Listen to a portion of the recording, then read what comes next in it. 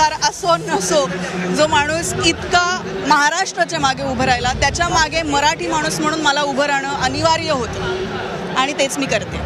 पण भावना काय, कलाकार म्हणून आणि मराठी माणूस म्हणून हे जे चित्र आज दिसेल ते पुढे तसंच सातत्याने दिसत राहावं राजकारणात सुद्धा? आता याचं उत्तर खरं तर तुमच्याकडे जास्त असेल आमच्यापेक्षा. मला असं वाटतं की हे अवघा महाराष्ट्र इतकी वर्ष असुसलेला होता जे दृश्य बघायला, ते आज आम्ही स्टेजवरती बघणार आहोत, मंचावरती बघणार आहोत. त्यामुळे आम्हाला आनंद आहे की ही दोन माणसं मराठीसाठी एकत्र येतात. त्यांच्यातले आपापसातले ज्या काही गोष्टी असतील त्या सोडून ते मराठीसाठी, महाराष्ट्रासाठी एकत्र येतात. हेच महत्त्वाचं आहे. मराठी चित्रपटसृष्टीला जे राज ठाकरेंचे योगदान आहे ते महत्त्वाचं आहेच, कारण मराठी चित्रपटसृष्टीचा कुठलाही प्रश्न असो राज ठाकरेंच्या दरबारात गेला की तो सुटतो, असं मराठी कलाकारांकडनं तुमच्याकडनंच आम्ही ऐकत आलेलो आहोत. मराठी कलाकारांची संख्या मात्र सध्याच्या घडीला तरी मोजकी दिसतीये.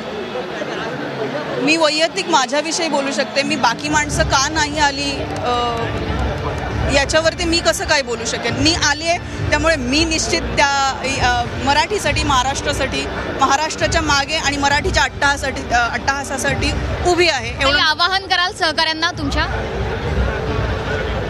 आज ते इथे नसतील, कुठूनही मी अगदी सांगेन की कुठूनही तुम्ही असाल सोबत महाराष्ट्राच्या, मराठीचा, तर मला असं वाटतं की फक्त तुमच्या पद्धतीने तुमच्या सोशल मीडियावरती असू देत, व्यक्त होत राहा. भूमिका असणं खूप महत्त्वाचं आहे. तुमची चांगली वाईट हा मुद्दा नसतो, तुम्ही भूमिका घेणं महत्त्वाचं असतं.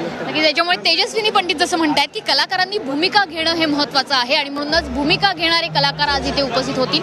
इतकंच नाही तर ज्यांना कदाचित मुंबईत येणं शक्य नाहीये त्यांनी कुठून ना कुठून या संपूर्ण कार्यक्रमाला सहकार्य करावं, त्याला पाठिंबा द्यावा. तेजस्विनी पंडित यांचं म्हणणं आहे की मराठीच्या बाबतीमध्ये सगळ्या कलाकार असो, मराठी माणसानं व्यक्त झालंच पाहिजे आणि त्याशिवाय मराठीची जी अस्मिता आहे ती टिकून राहणार नाही.